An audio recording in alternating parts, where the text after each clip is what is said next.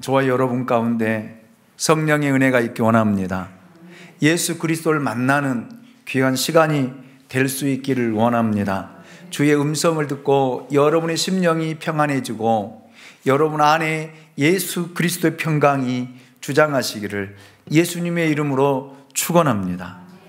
오늘은 예수님께서 마지막으로 제시하신 믿는 자의 모습, 그리스도인의 참 모습과 그 축복에 대해서 말씀을 하셨습니다.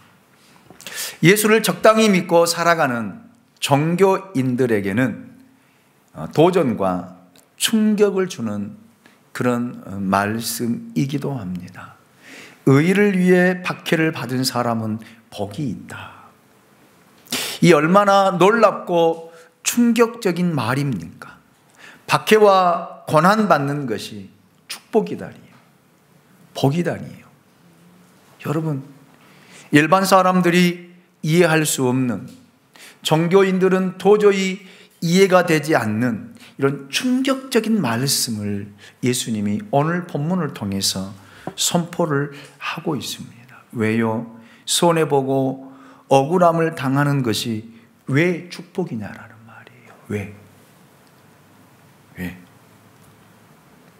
그러나 이 말씀은 원수까지 사랑하라고 하신 하나님의 말씀과 함께 기독교의 본질을 보여주는 말씀이고, 참된 그리스도인의 모습과 성품이 어떤 것인가를 보여주는 그런 말씀이기도 합니다. 그래서 여러분, 오늘이 이제 8번째 예수님의 성품을 보게 되는데, 여러분 첫 번째부터 7번째까지 여러분의 성품의 변화가 일어나지 않냐면 결코 이 말씀은 우리와는 아무런 상관이 없는 그런 말씀입니다.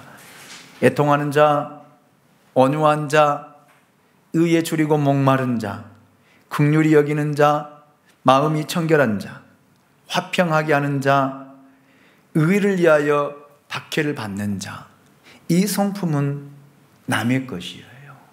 소유할 수가 없습니다. 그래서 여러분에게 미션을 드리는 것들을 여러분이 잘 수행하고 여러분 그렇게 살아왔는지 한번 돌이켜 보시면서 내 인격의 변화와 성품의 변화는 어떻게 드러나고 나타나고 있는지, 여러분 이 인격과 성품의 변화가 일어나기 위해서는 나를 버려야 돼요. 나를 버려야 됩니다. 나 자신을 버리지 못하고 나를 십자가에 못 박지 못하고 내가 죽지 못한다라면 결코 이 성품은 우리 안에 이루어질 수 없고 우리는 참된 그리스도인의 삶을 살아갈 수 없다라는 사실입니다. 그래서 여러분 버리십시오. 여러분 경험도 버리십시오. 대부분 경험들이, 신앙생활 오래 하는 사람들은 그 경험들이 여러분 앞에 장애물이 되어져요. 장애물이 되어져요. 그래서 변화가 안 일어나는 거예요. 여러분 경험과 지식이 여러분 결코 내 안에 자리 잡고 있다라면, 깊숙이 뿌리 내려 있다라면 결코 우리는 성품의 변화는 가져올 수 없고 그리스도인의 삶을 살아갈 수 없고 종교인의 삶은 살아갈 것입니다. 어떻게 하시렵니까? 결단하시길 원합니다. 결단하시기 원합니다.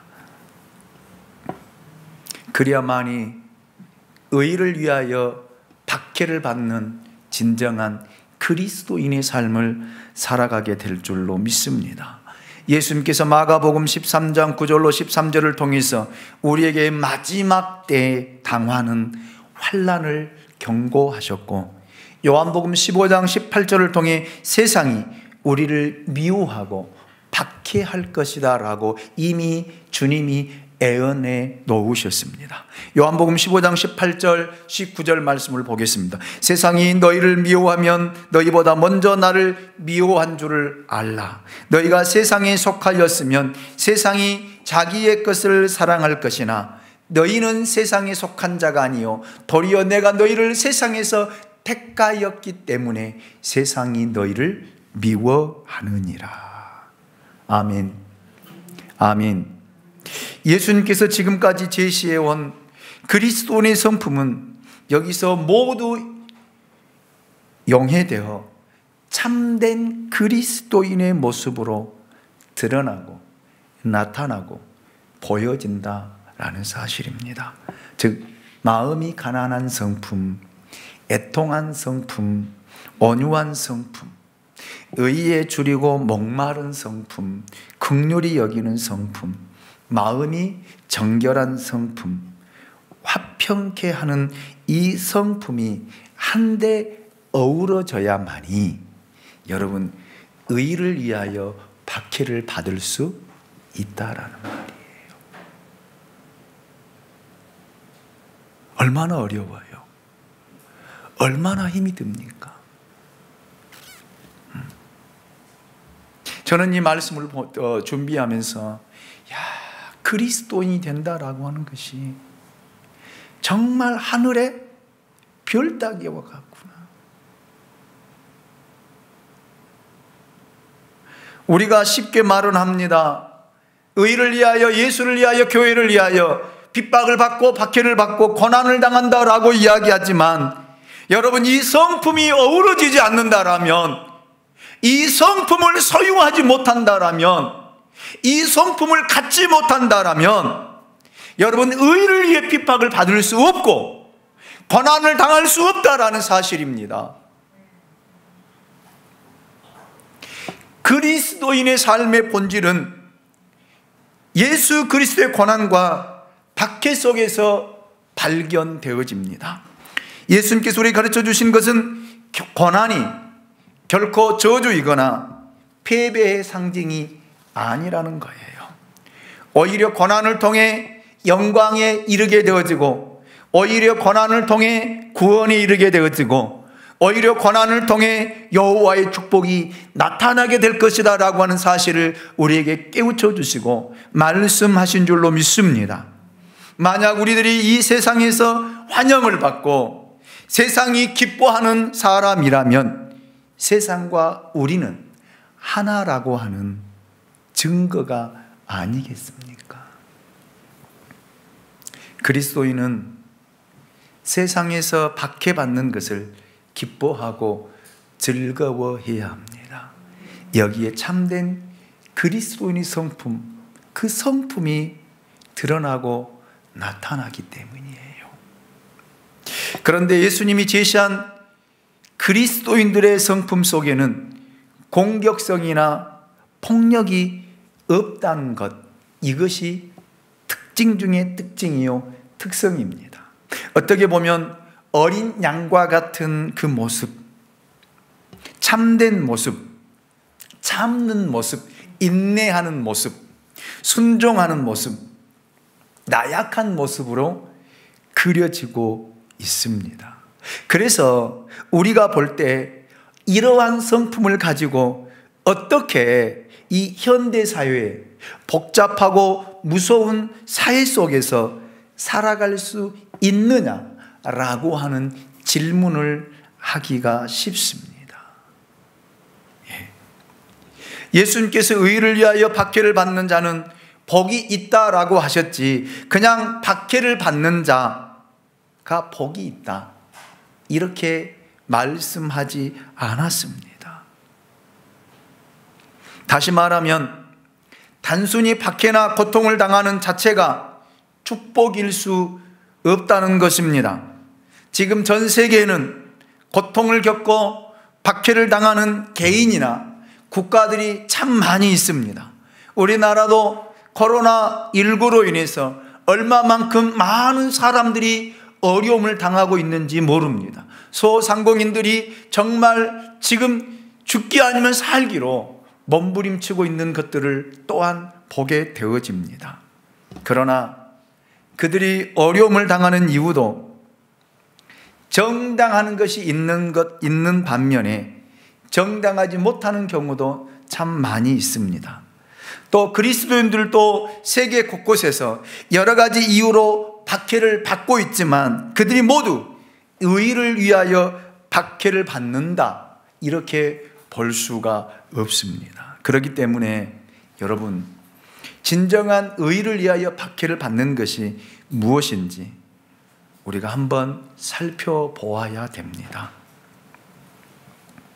그래서 의를 위하여 당하는 박해가 아닌 경우를 몇 가지를 말씀을 드리도록 하겠습니다. 첫째, 누구를 반대하기 위해 받는 박해는 의를 위하여 받는 박해가 아니라는 말입니다.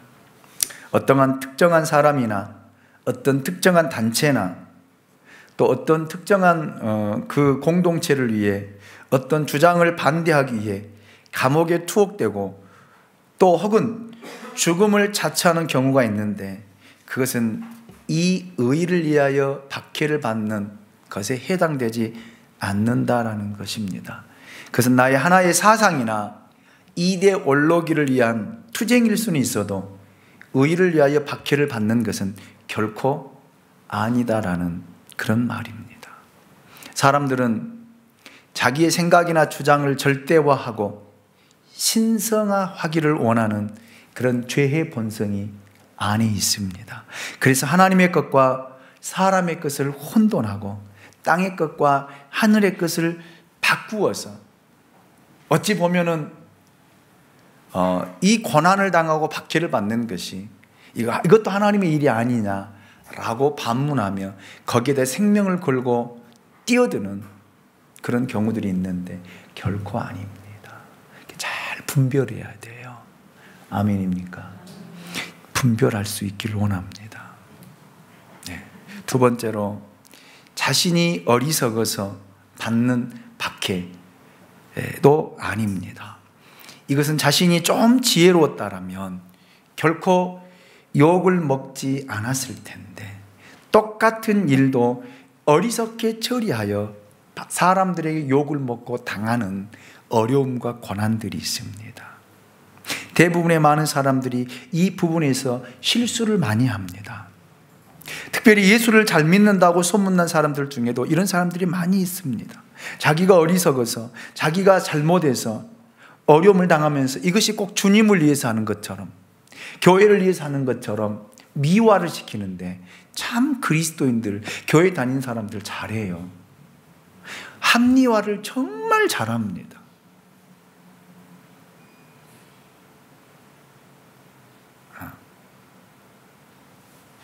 그러나 여러분 아니에요. 아닙니다. 여러분이 받는 어려움 때문에 합리화시키지 마세요. 핑계대지 마세요. 정말 핑계들 너무 잘 대요. 제가 그 이야기도 했잖아요. 제가 한마디 하면은 절대 안 져. 안 진다니까요. 3마디, 4마디, 10마디까지예요.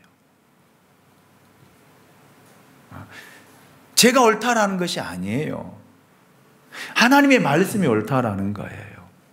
하나님의 말씀을 대언하고 하나님의 말씀을 통해서 이야기하면 거기서 이유가 뭐가 있겠습니까? 그냥 아멘 하면 되는데, 네 하면 되는데, 이것은 이렇고요, 저것은 저렇고요. 내가 이렇게 하려고 했는데 저렇게 하려고 했는데 그 이유가 무슨 소용이 있냐 이 말이에요. 그 이유가 무슨 의미가 있느냐라는 말이에요.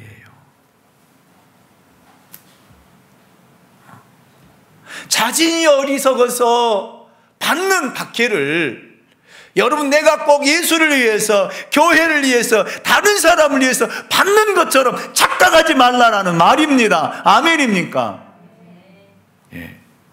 세 번째로 광신적인 열정 때문에 받는 고난도 아닙니다. 믿음을 떠나 지나친 열정 때문에 박해를 당하는 경우를 말합니다. 이런 경우 자기는 예수를 위해 고난을 받는다라고 생각합니다. 이런 사람들이 누구냐면 이단들이에요. 여호와 증인들이에요. 신천지와 같은 사람들입니다. 예.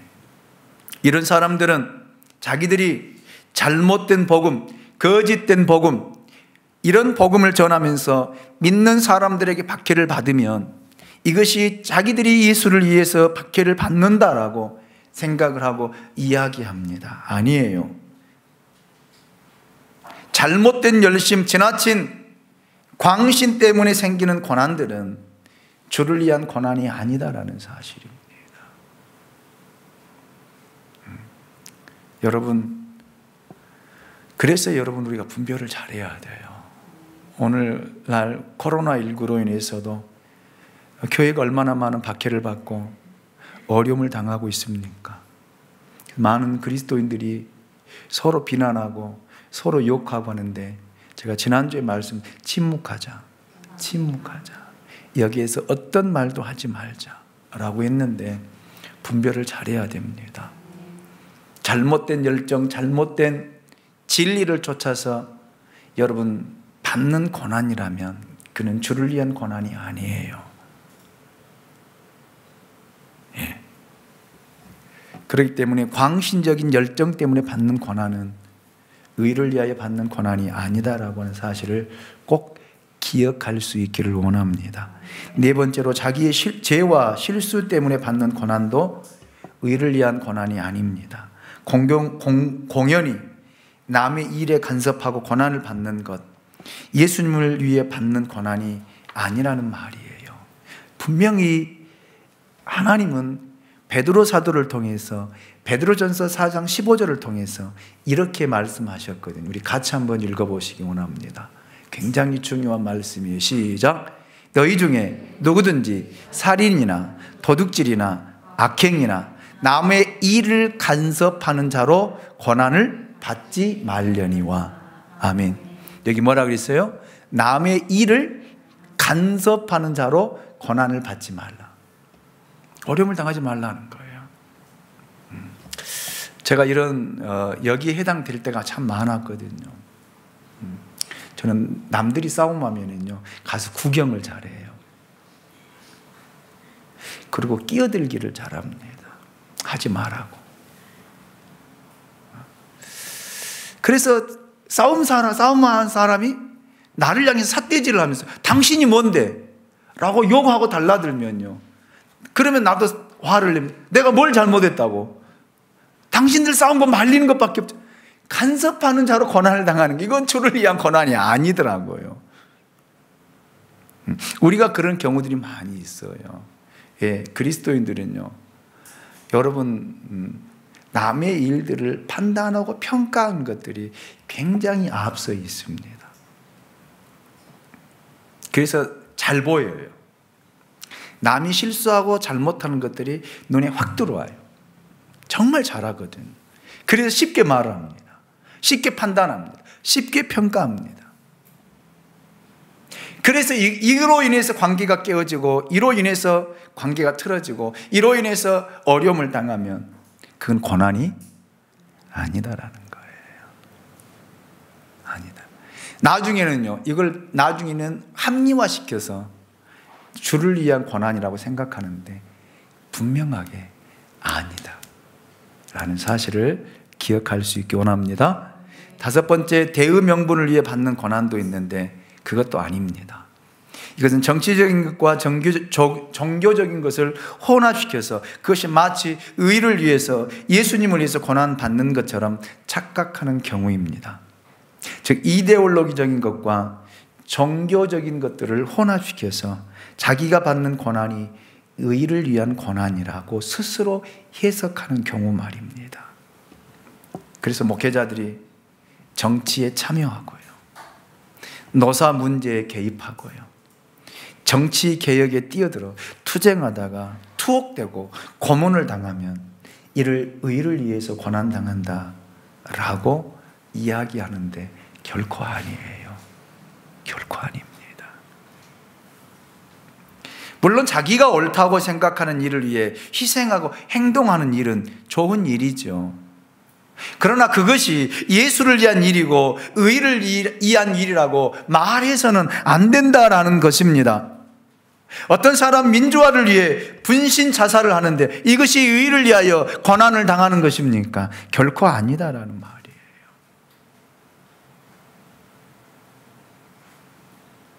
네. 오늘날 많은 우리나라에도 진보와 보수로 나누어져서 얼마나 많이 투쟁하고 많이 다툼하고 논쟁합니까? 그런데 교회들이 여기에 치우쳐서 여기에 쏠려서 누구의 손을 들어주고 누구의 편을 잡고 누구의 손을 잡고 가는데 결코 아니에요. 우리는 진보도 아니고 보수도 아닙니다. 우리는 예수예요. 오직 예수입니다.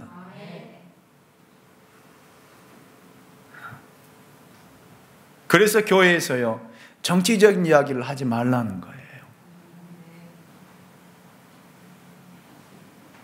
누가 옳고 그르다는 말도 해서는 안 된다라는 말. 여러분 스스로가 결정해서 행동하면 되는 거예요. 아멘입니까?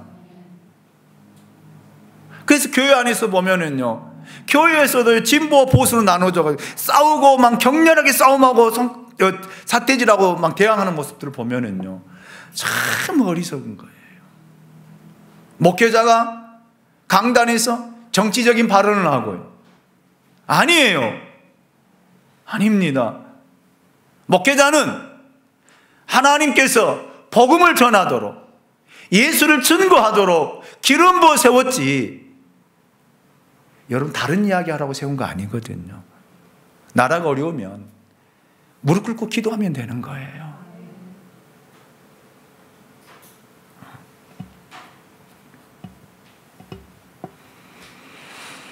그래서 대의 명분을 위해서 받는 고난, 절대 주를 위한 고난이 아니라는 사실을 기억하시길 원합니다.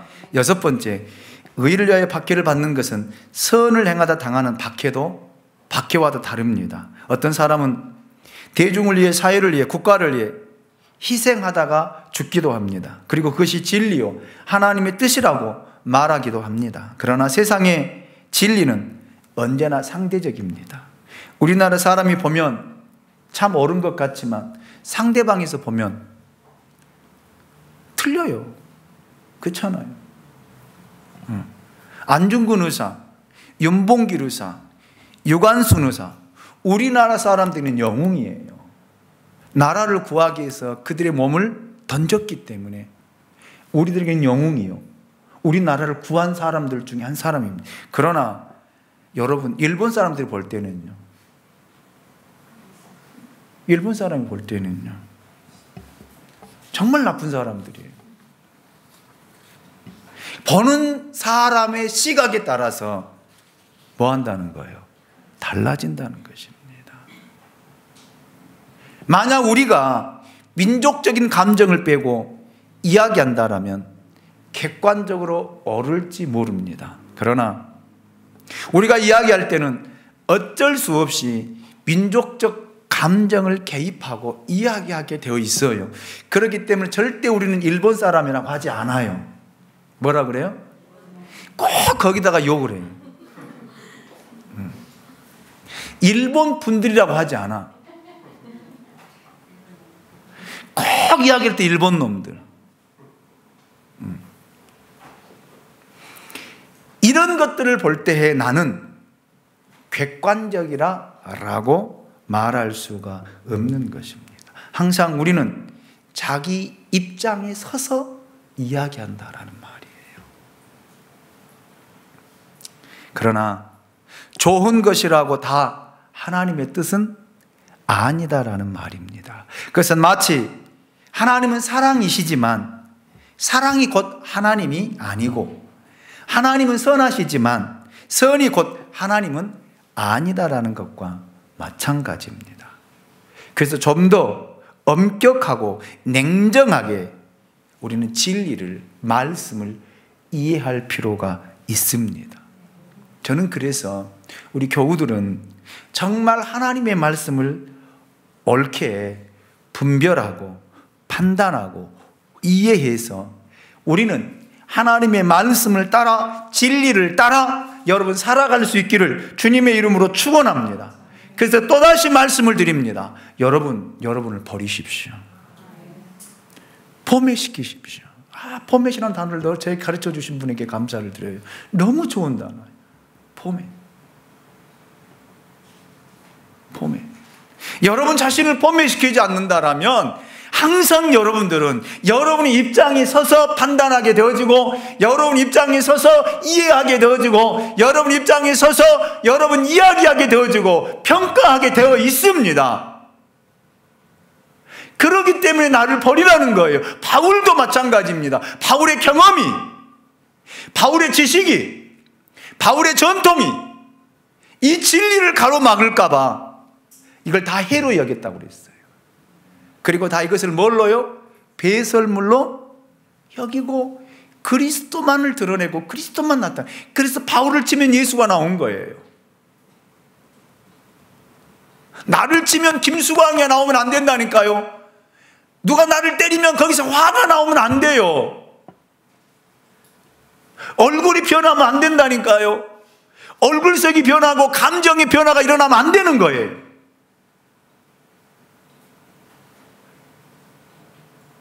누가 나를 건들고 나를 때리고 나를 욕할 때 여기서 예수가 나와야 돼요. 아멘입니까? 여기 예수가 나와야 돼요. 예수가 나와야 될 줄로 믿습니다. 이 사람이 의를 위하여 박해를 받는 사람이다라는 말이에요.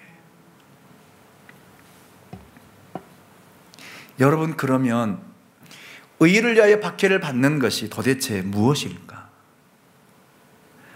그 해답이 오늘 본문 11절에서 말씀하고 있습니다. 11절을 같이 한번 읽어보겠습니다. 같이 읽습니다. 시작. 나로 말미암아 너희를 욕하고 박해하고 거짓으로 너희를 거슬려 모든 악한 말을 할 때에는 너희에게 복이 있나니. 아멘입니까? 이 말씀 속에서 예수님은 분명하게 제시하고 나로 말미암아 박해를 받고 욕하고 박해하고 거짓으로 너희들을 거슬려 모든 악한 말을 할 때 누구 때문에? 예수 때문에. 그래서 의를 위하여 라는 말은 정확하게 해석하면 예수를 위하여예요. 예수를 위하여. 예. 예수를 위해 여러분 고난을 당하고 예수 때문에 욕을 먹고 예수를 위해 박해를 받고 예수 때문에 욕을 먹는 것, 이것이 바로 의를 위해 고난을 당하는 것이다. 이 사람에게 복이 있다. 그렇게 말씀하고 있습니다. 바울은 갈라디아에서 2장 20절을 통해서 이렇게 우리에게 전하고 있습니다. 내가 그리스도와 함께 십자가에 못 박혔나니 그런즉 이제는 내가 사는 것이 아니요 오직 내 안에 그리스도께서 사시는 것이라. 아멘. 아멘. 내가 육체 가운데 사는 것은 나를 사랑하사 나를 위하여 자기 자신을 버리신 하나님의 아들을 믿는 믿음 안에서 사는 것이라. 아멘. 아멘. 예. 나는 없다는 거예요. 내가 그리스도와 함께 십자가에 못 박혀 죽었다는 것입니다. 내가 없다는 거예요. 그래서 내 안에 사는 것은 내가 아니라, 나 김수광이가 아니라 예수라는 거예요. 내가 육체 가운데 사는 것도, 생명을 유지하고 오늘 내일을 살아가는 것도 나를 사랑하사 나를 위하여 자기 자신을 버리신 하나님의 아들을 믿는 그 믿음 안에 산다는 거예요. 아멘입니까? 이게 바울의 삶이었어요. 이게 바울의 삶. 저는 오늘 저와 여러분의 여러분 삶이 이 삶이 될 수 있기를 원합니다. 예. 그래서 내가 없는 거예요. 예수님께서도 제자들에게 말씀하시기를 누구든지 나를 따라오려거든 자기를 부인하고, 자기를 부인하고, 부인이란 말이 버린다는 거예요. 내가 없다는 거예요. 우리는 예수 그리스도의 종입니다. 아멘입니까? 그래서 우리는 주장할 것이 예수님이 그냥 부르면 예 하고 오면 되는 거예요. 뭐 종이 할 말이 뭐가 있겠어요? 그런데 우리는요, 할 말이 너무 많아. 주인이 부르는데도 오늘 바쁜데요, 오늘 스케줄이 있는데요. 옛날에를 생각해 보세요. 노예들이 주인이 불렀는데 나 오늘 바쁘거든요. 오늘 나 스케줄이 있어요. 그럼 그 사람 어떻게 될까요? 어떻게 돼요? 죽여요. 죽인다니까요. 종은 내 의견이 없어요. 종은요, 내 생각이 없어요. 종은요, 내 사고가 없어요. 다른 사람 볼 때는 바보 같아요. 근데 바보 아니에요. 말대꾸하고 이야기하면 똑똑한 것 같고 잘난 것 같고, 아, 저 사람 믿음 있는 거 아니에요. 천만의 말씀이에요.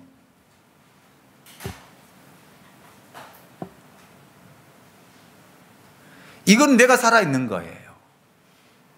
내가 죽지 못한 거예요. 아직도 내가 내 안에서 있는 거예요. 여러분, 부탁을 드립니다. 우리는 예수 그리스도 앞에서, 여러분, 우리 종이에요. 아멘입니까? 내가 없어야 돼요. 그래야만이 그리스도의 성품을 가질 수 있는 거예요. 애통하는 마음을 갖는 거예요. 그럴 때 온유한 마음을 갖는 거예요. 그럴 때 의에 줄이고 목마른 자의 삶을 살아갈 수 있는 거예요. 그래서 그럴 때 긍휼이 여겨지는 거예요. 내가 없는데 저 사람하고 나하고 무슨 원수지간 진 것이 있어도 내가 없는데 뭘 그게 미움이 되겠어요? 예. 마음이 청결한 자의 삶을 살아갈 수 있는 거예요. 화평케 하는 삶을 이것이 피워질 때에 의를 위하여 박해를 받는 열매가 맺혀지는 거예요. 할렐루야. 예. 여러분, 이것이 예수님이 오늘 우리 가르쳐 준 거예요. 예수님의 제자들에게 너희가 나를 따라오려면은 이렇게 할 수 있겠느냐는 거예요. 이렇게.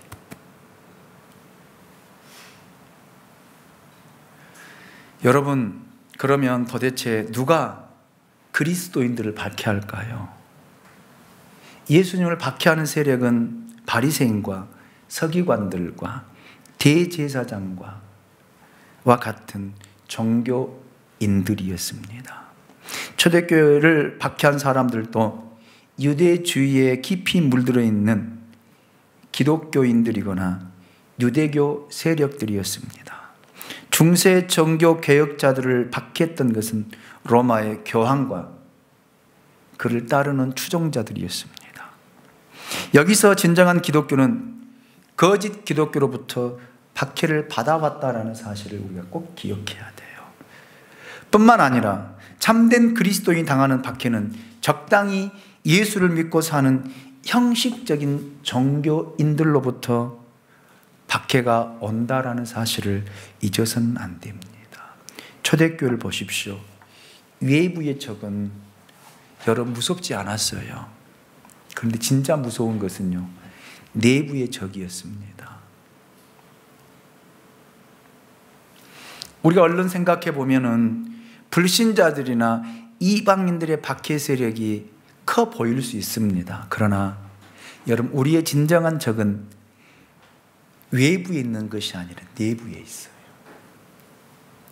교회를 와해시키고 파괴시키는 것, 여러분, 예수를 알지 못하는 이방인들이 아니라 여러분, 교회를 그냥 형식적으로 다니는 종교인들 때문에 지금까지 교회는 무너지고 교회는 박해를 받고 어려움을 당하고 있었다라는 사실입니다. 오늘날에도요, 여러분, 누가 교회를 박해한 줄 아십시오? 안티 사람들이 누군 줄 아세요? 교회를 다니다가 만 사람들, 아니면 교회를 그냥 형식적으로 다니면서 교회를 왔다 갔다 한 사람들이 보는 것은 많이 있고 듣는 것도 많이 있고 교회 돌아가는 내부 상황을 다 아는 사람들이 가서 박해하는 거예요.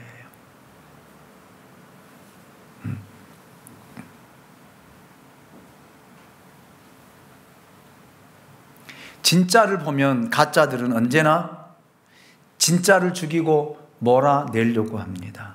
왜냐하면 진짜 앞에서 가짜는 너무나 자기 자신이 자기를 볼 때 비참하기 때문에 그래요. 가짜끼리 살아야 마음이 편해요. 부딪힘이 없어요. 그런데 진짜가 나타나면요, 당황할 수밖에 없어요. 자기의 거짓이, 자기의 어둠이 드러나고 자기는 설탕이 없어지기 때문에 진짜를 내몰아내려고 하는 것입니다. 이것이 바로 예수님이었어요. 예수님 진짜 진리가, 진짜 하나님이 이 땅 가운데 오니까 가짜들이요, 종교인들이요, 예수를 죽이려고 혈안이 되었잖아요. 쫓아다니면서요 박해하고요, 쫓아다니면서요 방해하고요, 쫓아다니면서요 비판하고요, 정죄하고요. 그래서 결국에는 예수를 십자가에 내어주고요, 십자가에 죽였던 자들이 누구입니까? 하나님을 믿는다라고 말하는 종교인들이었습니다. 이 사람들의 사고는요, 저를 쫓아서 합니다. 적당히 믿으세요. 시작. 예, 적당히 좀 하세요. 이런 말을 해요. 잘 보십시오.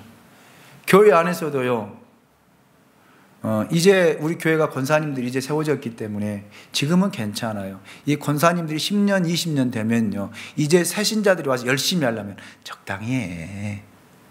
천천히 해.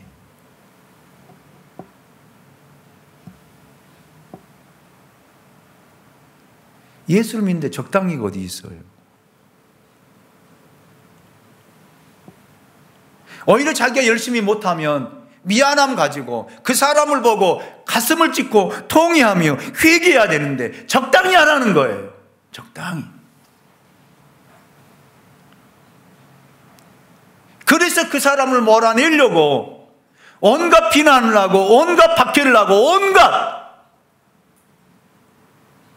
거짓말을 해서 그 사람의 허물을 찾아내고 욕하는 일들이 교회 안에 있어요. 교회 안에. 우리는 이런 사람 되지 맙시다.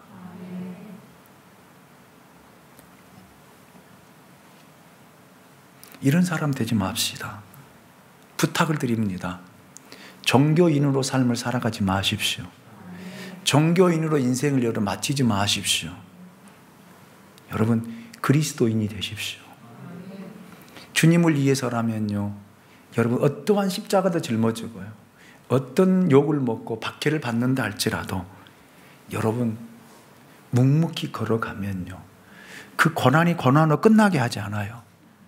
하나님 반드시 영광으로, 하나님 반드시 축복으로 하나님의 뜻을 이루는데 사용되고 쓰여지게 하실 줄로 믿습니다. 이 사람에게 축복이 주어지는 거예요. 뭐가요? 천국이요. 의를 위하여 박해를 받는 사람에게 주어지는 축복이 있습니다. 그것이 뭐냐면 천국이에요. 산상설교는 천국으로 시작하여 천국으로 끝을 맺고 있습니다. 첫 번째는 마음이 가난한 자는 복이 있나니 천국이 그들의 것이며 그랬거든. 나로 말미암아 여러분 너희를 욕하고 박해하고 거짓으로 너희를 거슬러 모든 악한 말을 할 때 너희에게 복이 있나니 천국이 그들의 것이며. 아멘입니까? 이 약속을 우리에게 분명히 해 주셨어요. 그렇기 때문에 여러분 박해를 받아도 괜찮아요.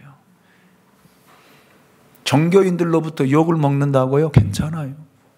기뻐하십시오. 다음 주에 기뻐하고 즐거워하라는 말씀으로 설교할 거예요. 여러분 이제 말씀을 마치겠습니다. 8가지 예수님의 성품에 대해서 제가 말씀을 드렸습니다. 기억하십니까? 애통하는 자. 두 번째, 온유한 자. 세 번째, 의에 줄이고 목마른 자. 네 번째, 긍휼히 여기는 자. 다섯 번째, 마음이 청결한 자. 여섯 번째, 화평케 하는 자.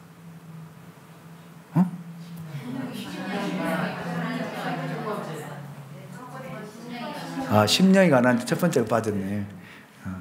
이럴 수도 미안해요. 그 다음에 8번째, 의를 위하여 박해를 받는 자. 여러분 보세요.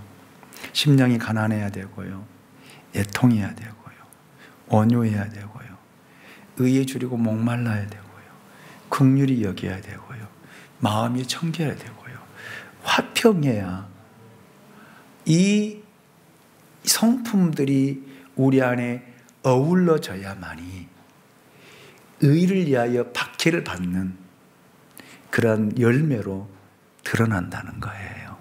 그러니 얼마나 어려워요. 그리스도인이 된다는 것이 얼마나 어려운 일입니까? 그래서 예수님께서 좁은 문으로 들어가라고 했던 말씀이 이해가 되잖아요. 정말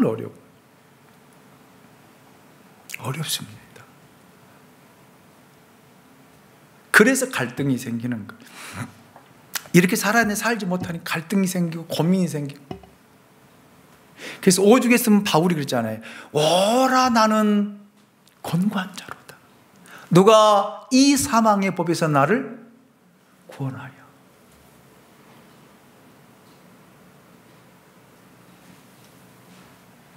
종교인으로 살기는 편안합니다. 걸림이 없습니다. 왜? 내가 하고 싶은 대로 하면 되니까. 교회 나오고 싶으면 나오고, 기도하고 싶으면 기도하고, 내가 하고 싶은 대로 하면 되니까 편해요. 그러나 종교인으로 살려면은요, 제약된 것들이 너무 많아요. 버려야 될 것이 너무 많습니다.